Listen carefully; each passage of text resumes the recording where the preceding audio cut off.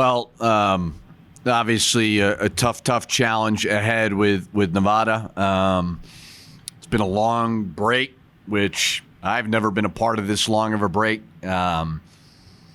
Christmas, we gave them a couple extra days, which was good for them mentally and physically. Not, coaches don't love it, but it's great for them to be able to get home, spend some time with their family, get away, unplug a little bit, and then get back to work. So we've had a couple of really good practices, and obviously Nevada's, in my opinion, a top 3 team in the league. So it's going to be a very, very tough challenge. What was the game plan with that many days off? Say that again. What was the game plan with that many days off? Well, it was a little unique because we had a game on the 28th, Colorado State. We were going to bring them back on Christmas.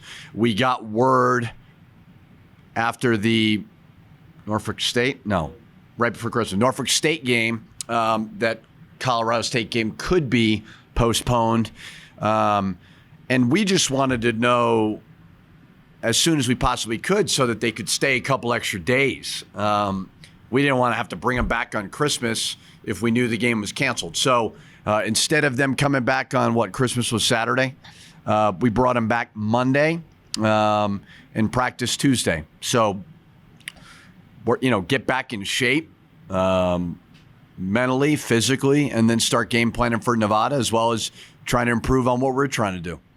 You mentioned that a lot of your players travel to go see families with everything going on. Eddie mentioned your whole team's vaccinated, but is there any extra precautions you guys are taking now with everything going on? Well, I mean, I don't know if there's anything extra besides what we've already done.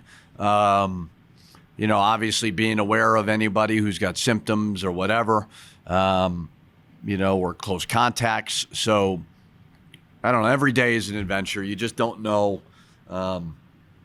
We're all trying to figure it out. We're trying to play games, but we're trying to play games safely and trying to adjust and adapt on the fly. But we also wanted them to go home. That's important as well. How quickly does rust set in? How quickly did these guys get out of shape? They were pretty out of shape, yeah. You're trying to get their wind back. Even the altitude, you feel more out of shape than you normally do. So, yeah, they were. But, you got Tuesday, Wednesday, Thursday, Friday, 4 days to kind of ease into it as best you can. But, yeah, they were, for sure. Have you guys as coaches, either within the UNM program or even across the league, just talked about all these kind of makeup games and maybe an approach to even moving games up? Like if 2 teams have an open Wednesday because of cancellations, would you move a game up just to make sure you get these games in? Yeah, I of course I would. To me, I don't think it should be up to the coaches. I really don't. I think that administrators, I think that the Mountain West, I think they should handle it because there's going to be gamesmanship amongst coaches. It doesn't mean they're bad people. We all want to win. But I think it should be out of our hands, So as for the Colorado State game, I don't know when that will happen. I just try not to think about it too much. I try not to look at their schedule and our schedule. The bottom line is we'd love to play the game. It'd be a great experience for our young team to play probably the best team in the league in our building. But we want to do it safely. So I haven't talked to any other coaches about, I called Nico just to check in on him, but I don't think it should be up to me. I don't think it should be up to him. I think there should be set protocols that we all should follow.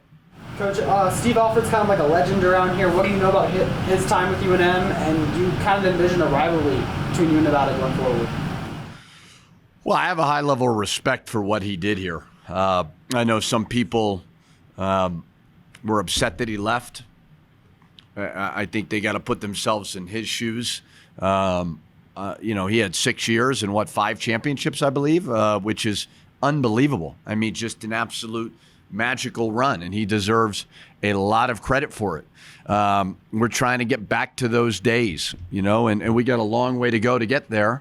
And we got to continue to rebuild this roster, but he showed what can be done. The Pit was as good of a home court as any in the country when he was here. So high level of respect. They've got a lot of talent at Nevada. They've had kind of a clunky year just because of COVID and a lot of, pauses and so on. But what he was able to do here was terrific, and certainly we respect it. Coach, with the time that you guys had off and the game, you're trying to maybe schedule another game in there just to get these guys some playing time. What can you talk about as far as that whole process and why it didn't end up working out? Well, when the Colorado State game got postponed, I wanted to play a game kind of midweek, Tuesday or Wednesday. I wanted to be able to maybe give them an extra day to go home, but get something where we had some, a game sweat going a little bit. But the problem was, and like you saw, Nevada added Kansas. Well, they had, I believe, 4 cancellations or postponements or whatever they had, so they had room to add a game. We've only had 1. And if our intention is to play Colorado State, if we had added a game, we would have been 1 over, and we wouldn't have been able to play that Colorado State game. So just working with our administration on it, trying to keep all doors open. So, we want to play the full amount of games, but the hope is still to play Colorado State here. They have, specific to Nevada, kind of an approach where they're big, they're trying to use their size. I know long before your time, they always had 2 bigs, and Noodle's offense really likes 2 bigs. They have Warren Washington and Will Baker now. It's going to be bigs versus smalls. I mean, you guys are a guard-dominated team at this point. How do you make sure they don't dictate how the game is played? Not just them, but any bigger team. Yeah, I mean, they look like a Big Ten team, in the sense of size and skill offensively. We've got to build our roster moving towards that. I don't know if necessarily playing 2 bigs, but we got to get bigger. And I think you're gonna give some, and you're also gonna lose some with how you play. Like, we can be, with the way that we play at times, very hard to guard, but we're not great defensively and rebounding the ball because we're small. So we have to use whatever weakness is a strength to the best of our ability. But it's a unique challenge. But I would love for our roster, as we continue to build it, to get significantly bigger than it is right now. Coach, did you find something in the last game where, okay, I can play this number of guys and be effective? Yeah, I liked it, for sure. We played 10. JF was the one who hadn't been playing, where I kind of said, okay, we got to play him, because I think House is probably playing a little bit too many minutes. KJ's a plenty sufficient backup to MASH. I mean, he could be playing more minutes as well. So I liked it. I did like it. And I probably should have gone to it a little bit more earlier. They have, obviously, preseason player of the year, Grant Sherfield. They also have Desmond Cambridge. You guys are, a lot of people would identify as a 2-guard dominated kind of team. But if anybody in this league is a 2-guard dominated team, it's them. Do you think you guys match up well with their 2 guards? And what can you say about Sherfield and Cambridge? Well, I think Sherfield and Cambridge are what we hope our backcourt evolves into. Now Cambridge has got more size, certainly, but they've got experience. They've got, I believe, Cambridge sat out as well as Sherfield sat out. So they're older. They got those guys right when they got there and sat them out, which obviously the transfer rule changed. So, yeah, I think our roster, and who knows with transfer portal and everything, but I think it can evolve into something really, really good. But they're just so young and so inexperienced. So as challenging as it may be at times for us, I think if we keep the core group together and keep getting better and better, I think they could be a really good backcourt and some of the other pieces as well. Sherfield's a guy I know you recruited. I believe you offered at one point. He visited us in Minnesota. What has he evolved into from what you saw then and what you guys were interested in then? Yeah, I liked him. I really did. I think he just had a knack of he's a basketball player. You could tell he's played a lot of basketball. He made big shots. Never really got sped up. Was really, really under control. So we wanted him at Minnesota. Now we had a bit of a logjam. We had Marcus Carr sitting out, and we had some good guards in there. So, he had originally committed to UCLA with Coach Alford and then goes to Wichita State, and then it made some sense. So I think he chose the right place. I really do. I think he's flourishing at Nevada, and he's the problem. He's a really, really good player. You make a mistake, he's going to make you pay. You talked about how you would have liked to have an extra game so you guys kind of like sweat it out a little bit. How about you been using this break to be productive, and how do you make sure you guys are not pulled against Nevada?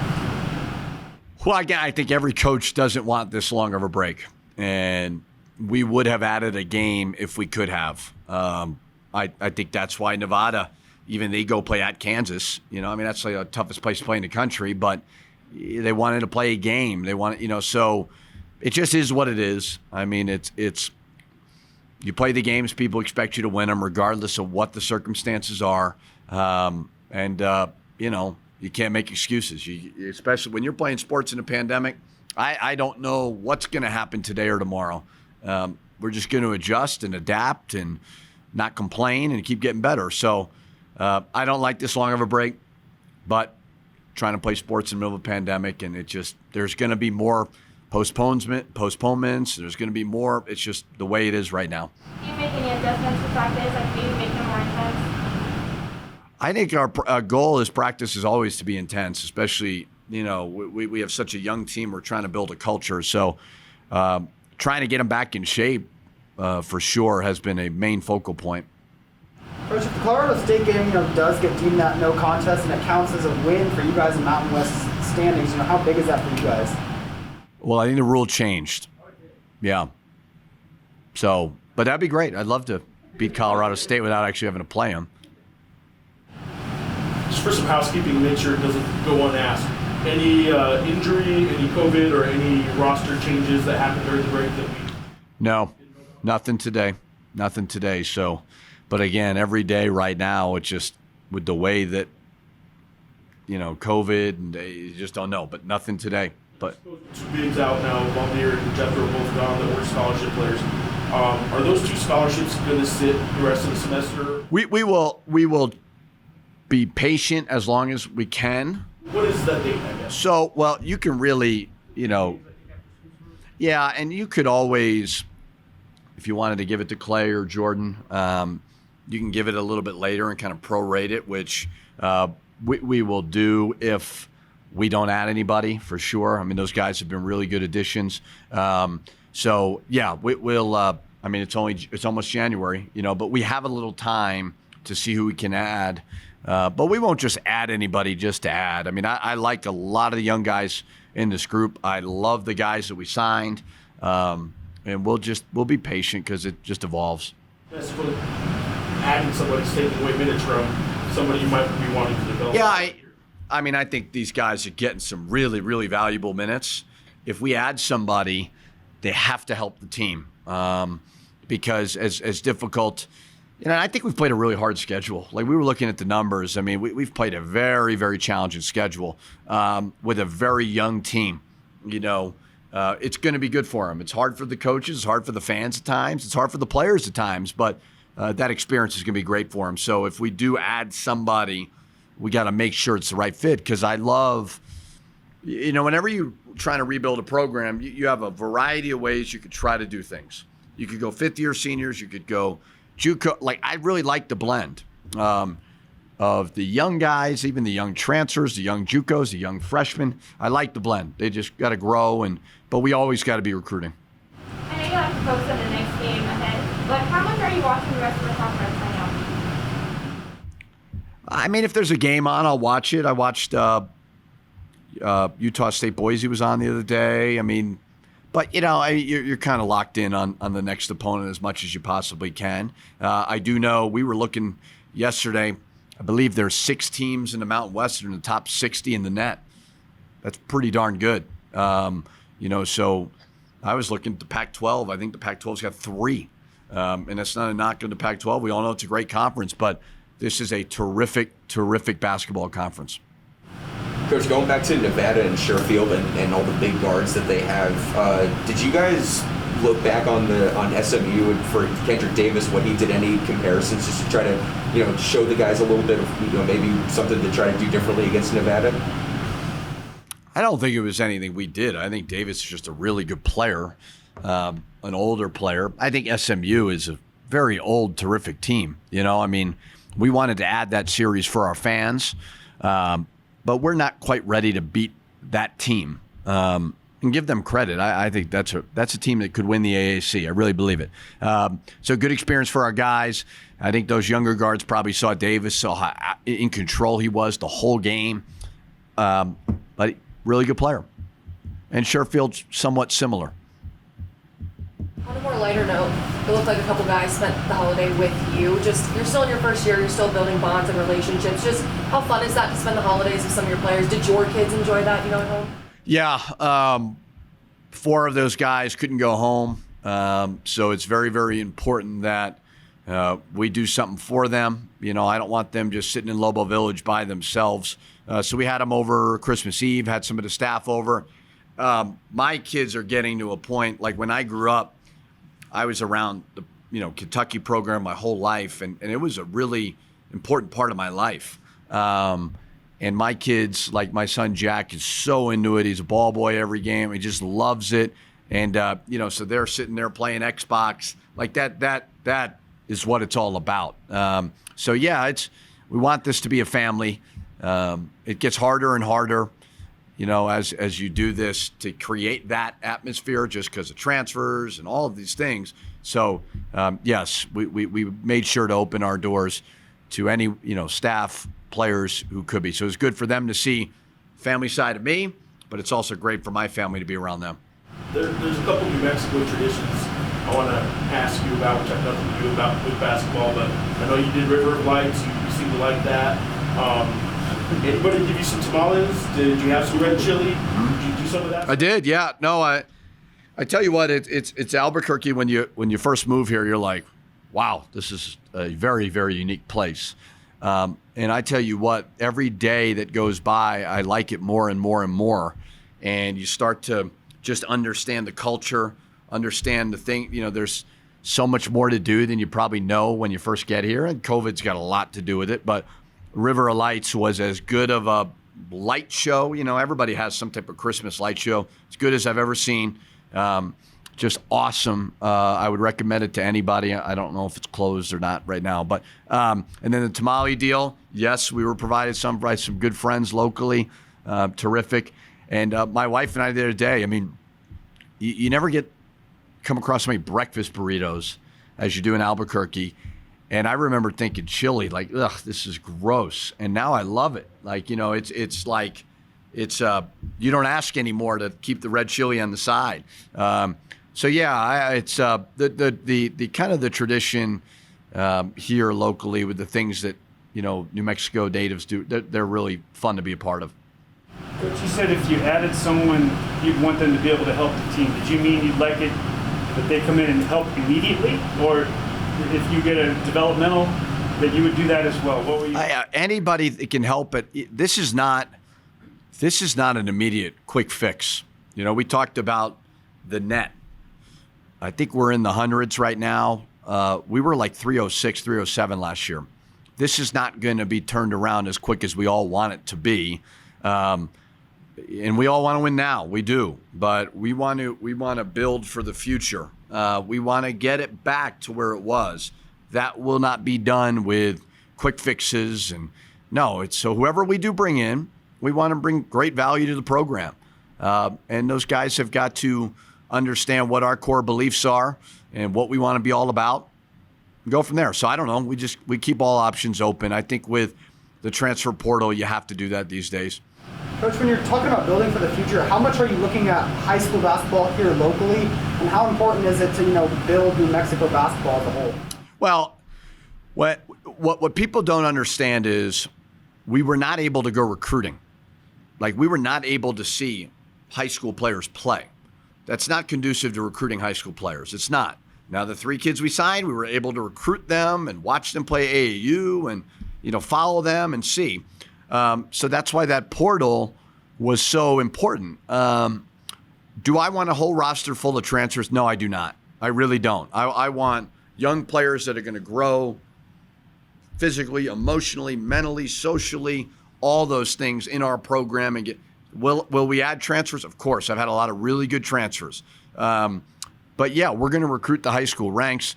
I know how important New Mexico basketball is to this state. So if there's someone that's good enough, you better believe we'll recruit them hard. And it's very, very important to this program, to the state, to have that. But you talked about the fact that you guys sat down and you tried to figure out, do we go young or do we add a couple of fifth-year seniors kind of thing?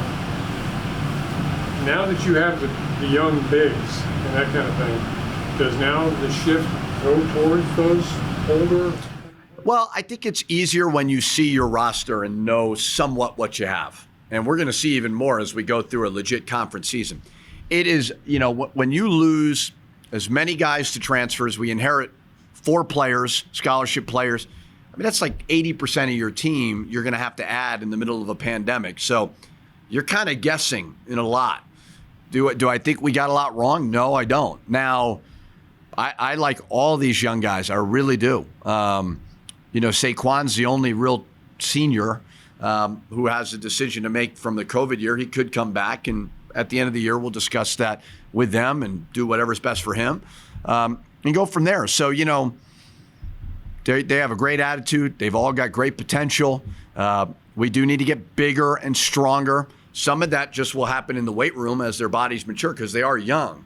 So we'll see. We will add whoever we think can help this program move forward.